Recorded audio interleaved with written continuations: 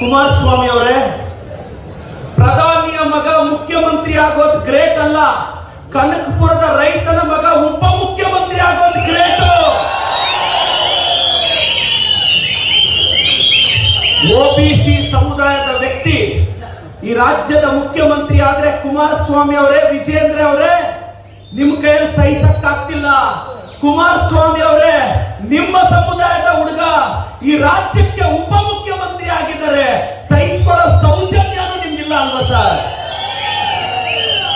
ಇವತ್ತು ಸಿದ್ದರಾಮಯ್ಯ ಸಾಹೇಬರ ಬಗ್ಗೆ, ಡಿಕೆ ಸಾಹೇಬರ ಬಗ್ಗೆ ಇಲ್ಲ ಸಲ್ಲದ ಆರೋಪಗಳನ್ನ ಮಾಡ್ತಿದ್ದಾರೆ. ಕೇಂದ್ರದ ಬಿಜೆಪಿಯವರು 67,000 ಕೋಟಿ ರೈತರು ಖರ್ಚು ಮಾಡಬೇಕಾಗಿರೋ ದುಡ್ಡನ್ನ ಖರ್ಚು ಮಾಡಿಲ್ಲ. ಇದು ನಾನು ಹೇಳ್ತಿಲ್ಲ, ಪಾರ್ಲಿಮೆಂಟರಿ ಕಮಿಟಿ ಆನ್ ಅಗ್ರಿಕಲ್ಚರ್ ಹೇಳ್ತಾ ಇರೋದು. ಇವತ್ತು ಲಡಾಖ್ ಒಳಗೆ ಚೈನಾದವರು ಒಳಗ್ ಬಂದ್ರು, ನ್ಯಾಷನಲ್ ಸೆಕ್ಯೂರಿಟಿ ಇವ್ರ ಕೈಯಲ್ಲಿ ಕಾಪಾಡಕ್ ಆಗ್ತಿಲ್ಲ, ಬಾಯಿ ಬಡ್ಕೊಂತಾರೆ ಬಿಜೆಪಿ ಅವರು, ಜೆಡಿಎಸ್ ಅವರು. ಇವತ್ತು ಬಿಜೆಪಿ ಜೆಡಿಎಸ್ ಕಳ್ಳರೆಲ್ಲ ಸೇರಿ ಕೆಂಗೇರಿಯಿಂದ ಪಾದಯಾತ್ರೆ ಸ್ಟಾರ್ಟ್ ಮಾಡಿದ್ದಾರೆ. ಕಳ್ಳರು ಸ್ಟಾರ್ಟ್ ಮಾಡಿದ್ದಾರೆ ಇವರು, ಎಲ್ಲ ಕಳ್ಳರು. ಪಾದಯಾತ್ರೆ ಯಾಕೆ ಮಾಡ್ತಿದಾರೋ ಅವ್ರಿಗೂ ಗೊತ್ತಿಲ್ಲ. ಕುಮಾರಸ್ವಾಮಿ ಅವ್ರ ಮನೆ ಬೇಜಾರು ಮಾಡ್ಕೊಂಡ್ರು, ಇವತ್ತು ಚಾಲನೆ ಕೊಡಕ್ ಬರ್ತಿದ್ದಾರೆ.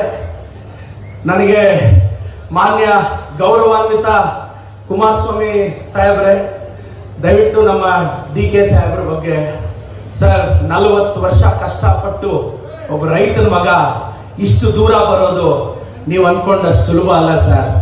ನೀವು ಬರೋವಾಗ ನಿಮ್ಮ ತಂದೆ ಒಂದು ರಾಜಮಾರ್ಗ ಹಾಕೊಟ್ಟಿದ್ರು, ಆದ್ರೆ ಡಿಕೆ ಸಾಹೇಬರಿಗೆ ಅಂತ ರಾಜಮಾರ್ಗ ಇರಲಿಲ್ಲ. ಸಿಬಿಐ, ಇಡಿ ಯಾವನಿಗೂ ಎದುರಲಿಲ್ಲ. ಬಿಜೆಪಿ ಅವ್ರಿಗೆ ಡಿಕೆ ಸಾಹೇಬ್ರಿಗೊಂದು ಕೂದು ಮುಟ್ಟೋ ತಾಕತ್ತು ಇಲ್ಲ. ಇವತ್ತು ಎಷ್ಟೇ ಸ್ಟ್ರಗಲ್ ಆದ್ರೂ ಕರ್ನಾಟಕದಲ್ಲಿ ಪಾರ್ಟಿ ಕಟ್ಟಿ ಇವತ್ತು ಒಬ್ಬ ಸಾಮಾನ್ಯ ಹುಡುಗನು ಏನಾದ್ರೂ ಸಾಧಿಸಬಹುದು ಅನ್ನೋದಕ್ಕೆ ಸಿದ್ದರಾಮಯ್ಯ ಸಾಹೇಬರು, ಡಿ ಕೆ ಶಿವಕುಮಾರ್ ಸಾಹೇಬ್ರು ನಮ್ಮೆಲ್ಲರಿಗೂ ನಿದರ್ಶನ. ನಾನು ಈ ವೇದಿಕೆಯಲ್ಲಿ ಬಹಳ ದಿನದಿಂದ ಬೆಂಗಳೂರು ಗ್ರಾಮಾಂತರ ಜಿಲ್ಲೆ ಜನತೆನ ಮನಸ್ಫೂರ್ತಿಯಾಗಿ ಒಂದು ಮಾತು ಕೇಳಬೇಕು ಅಂತಿದ್ದೀನಿ. ನಿಮ್ ಮನೆ ಮಗನಾಗಿ ಸುರೇಶ್ ಅಣ್ಣ ಇಷ್ಟು ದುಡಿದ್ರಲ್ಲ, ನಮ್ ಸುರೇಶ್ ಅಣ್ಣಗೆ ಗ್ರಾಮಾಂತರ ಜನ ಮೋಸ ಮಾಡಿದ್ರಿ ಸರ್.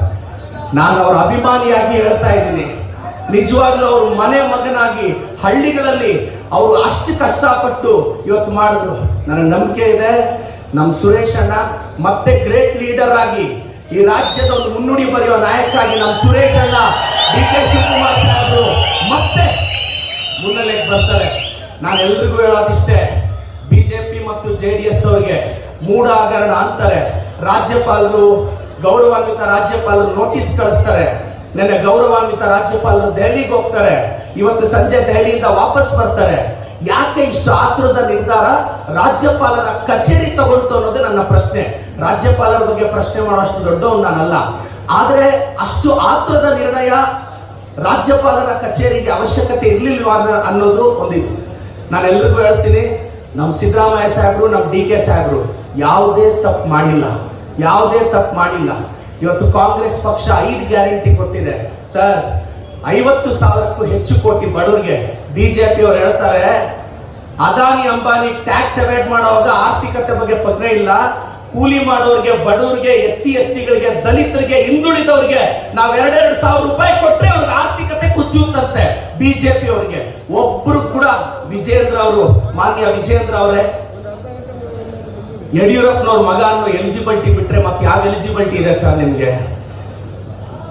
ಮಾನ್ಯ ಅಶೋಕ ಸಾಹೇಬ್ರೆ, ಅದೇನ್ ಪಾದಯಾತ್ರೆ ಮಾಡ್ತಿದಾರೋ ಅಲ್ಲಿ ಅವ್ರಿಗಿಂತ ಪೊಲೀಸರೇ ಜಾಸ್ತಿ ಕಾಣಿಸಿದ್ರು ನನಗೆ. ನಾನು ನೋಡ್ಕೊಂಡು ಬರ್ತಿದ್ದೆ ಅವರು, ಅವ್ರಿಗಿಂತ ಪೊಲೀಸರೇ ಹೆಚ್ಚು ಕಾಣಿಸಿದ್ರು.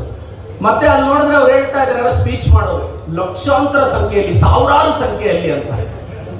ಬಿಜೆಪಿಗೆ ಪಾಠ ಕಲಿಸಿದೀವಿ. ಮೊನ್ನೆ 136 ಸೀಟ್ ರಾಜ್ಯ ಸರ್ಕಾರ ನಾವು ಗೆದ್ದಿದ್ದೀವಿ. ನಿಮ್ಮೆಲ್ಲರ ಆಶೀರ್ವಾದ ನಮ್ಮ ಕಾಂಗ್ರೆಸ್ ಪಕ್ಷದ ಮೇಲೆ ಇರಬೇಕು. ಜೈ ಸಿದ್ದರಾಮಯ್ಯ, ಜೈ D K Shivakumar. Thank you sir, ಒಂದು ದೊಡ್ಡ ಎನರ್ಜಿಯನ್ನ ಕೊಟ್ರಿ, ಧನ್ಯವಾದಗಳು.